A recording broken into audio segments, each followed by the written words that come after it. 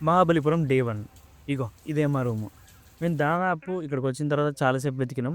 మస్తు వెతికంగానే అయితే మాకు ఈ ఒక్క రూమ్ అయితే దొరికింది. యాక్చువల్లీ ఇది మాకు ఇంతకిచ్చిండు అంటే 5000కి 8 మెంబర్స్ ఉండడానికి ఇచ్చిండు. అసలు జబర్దస్త్ అంటే జబర్దస్త్ ఉన్నది. పర్లేదసలు. ఈ స్విమ్మింగ్ పూల్ ఉన్నది. మంచి యాంబియన్స్ తోటి చాలా బాగుంది. ఇక్కడ మహాబలిపురంలో మనకు మస్తు రూములు దొరుకుతాయి. రూములు, డార్మెటరీలు అలాగే రెసిడెన్స్‌లు కూడా దొరుకుతాయి. కాబట్టి మనకు అకామిడేషన్ కోసం అంత బాధపడాల్సిన అవసరం లేదు. ఇక్కడికి రాగానే బస్ స్టాండ్‌లో దిగగానే మనకు దాదాపు రూమ్స్ దొరికిపోతాయి. No issue about that one.